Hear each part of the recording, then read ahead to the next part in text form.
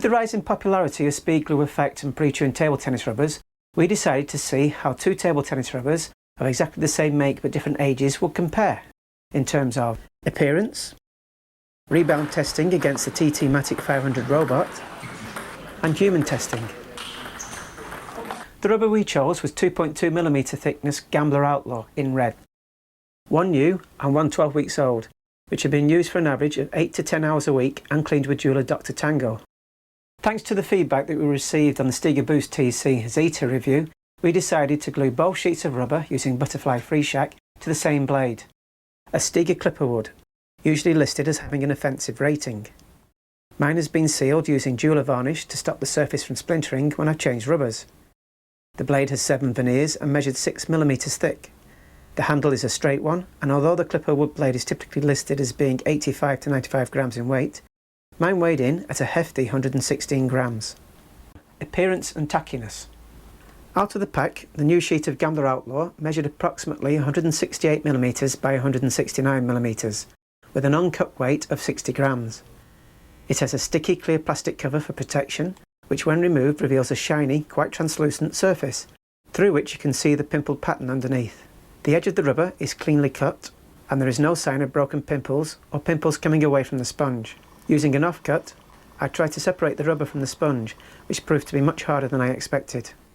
In comparison, the 12-week-old sheet of Gambler had lost some of its shine, having more of a dirty matte look to it, but you could still see the pimpled structure below the rubber surface.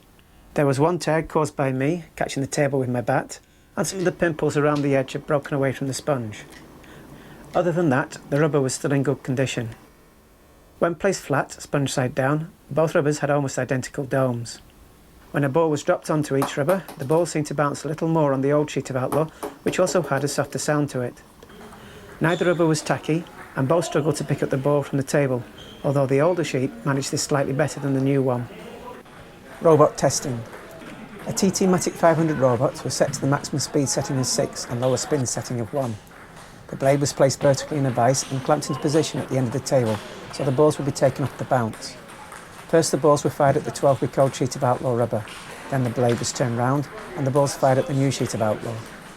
By slowing the film down to 25% of its normal speed and tracking the flight of the ball, the bounce off the new sheet of Outlaw seemed to be marginally shallower, but the ball kept its momentum better, reaching a very similar maximum height but doing so further away from the bat. The fall of the ball was also more gradual, and so the ball flew a little longer off the new sheet of Outlaw. By marking when the ball left the bat, and again when it passed the net, and finally when it cleared the end of the table, we compared the rebound speed of the rubbers. Whilst there was very little difference in time taken for the balls to reach the net, by the time the balls reached the end of the table there was a clear gap, the ball bouncing off the new sheet of Outlaw appearing to travel faster. Not all shots are played flat out, so to try and simulate the rubber's response on control type shots, the speed rating of the TT Matic 500 was dropped down to 3. The spin setting was not changed. Both rubbers achieved very similar maximum and minimum height results, with the newer Outlaw bouncing very marginally higher. However, the 12-week-old sheet of Outlaw reached its maximum height nearer to the net, and even the minimum distance travelled by the ball off the 12-week-old sheet of Outlaw was further than the furthest distance travelled by the ball rebounding off the new sheet. Two of our Premier League players, Tony Rigby, who plays an all-round game, and Liam Bedford, who plays a topspin loop attack game, agreed to test both rubbers. I've taped over the name of the rubbers, so neither player knew what they were testing, which is why the players refer to them as A and B. Serving. The returner was asked to keep the face of the blade open to allow the spin being placed on the ball from the server to take effect. In terms of serving, which should you prefer? B. B. B? Why? I feel like I've got a lot more spin off it. And it takes more control, it's a little bit faster as well. Return of serve. Which one did you prefer, Liam? Prefer B again, a bit quicker and a bit more spin on the return. And you, Tony? I still thought B, it seemed to have a little bit more control of B. Top spin drive. I found they were similar, but the more dynamic shot seemed to come off B. Liam? Thought B again. Thought the yellow felt a bit hard. Bit hard? Yeah, it just felt a bit, didn't feel like it was coming for that at all. I didn't agree with Liam, I thought A was softer. I thought B was softer. No, I thought A was softer. Looping. Same, I felt there wasn't much difference. But just a little bit more dynamic on D. I don't mean a lot more, but slightly better in B. Liam? Got a lot more spin with A, but B had a lot more speed, and I felt a lot more control. It was easy to get it over the net with B.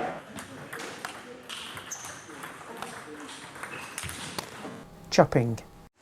Liam thought to put more chop on there with A. Yep. I thought probably got about the same, a bit more on with B. I thought I had more control with B all round, not just chopping but trying to float it and top spin it as well. Okay, which did you find the harder one to play against, Liam?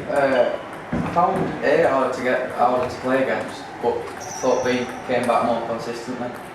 In addition to Liam and Tony, I also asked 3 other players to compare the rubbers for speed, spin and control. Kieran Bezic, who plays in our Premier Division and has a Luke topspin game, along with Mick Mahone and Steve McGinty, who both play in our Division 2. Steve has a spin attack game and Mick is more of a hitter.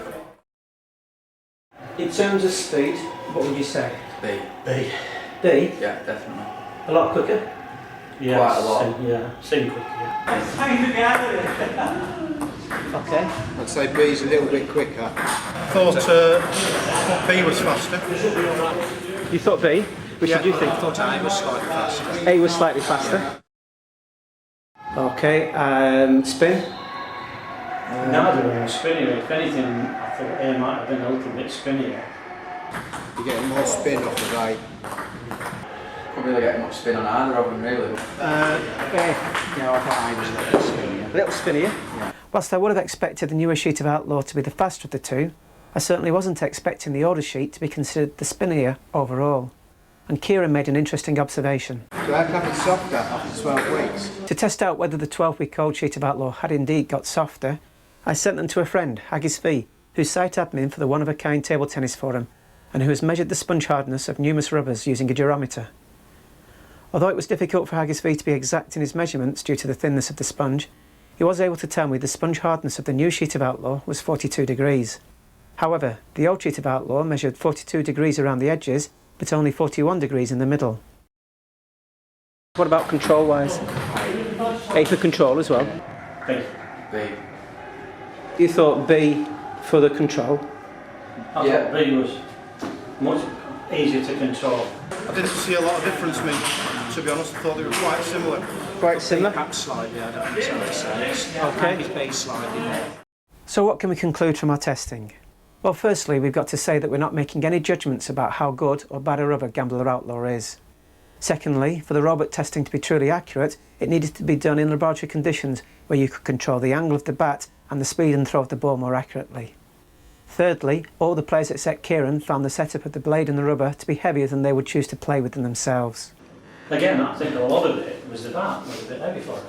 Yeah. Because both of us play with lighter bats. I like both play with a heavy bat, but not as heavy as that. In addition, technique, your ability, your style, how well you look after a table tennis rubber, humidity, temperature, all these factors will affect how a rubber performs over time. However, one thing we can say is that all the players agreed the table tennis rubbers felt and played differently. Well, I'm a touch player. I'm not a big hitter. Now I'm getting older to use the bat to win the points. Slow, fast, quick, slow, whatever. But I need to be able to touch the ball. A sharp touch spin. Can't beat the young kids if they're going fast at it. So I can't kill a ball like you used to. it's So I need to be able to touch the ball and do different things with it. and that's what feel means to you. Yeah. And I can feel the ball on the bat. I don't like it. On one of them sides at certain times at A, I couldn't feel the ball on the bat. I think you said the new one was faster, but that was probably The new one didn't go quite, it was harder and it came off a bit too quick. I like it quite soft. Yeah. A was really nice, especially. So, next time you borrow somebody's table tennis setup, don't forget to ask, how did it play when new? How long did it take to play in? How consistent has it been? And how old is it? The answers could be quite surprising.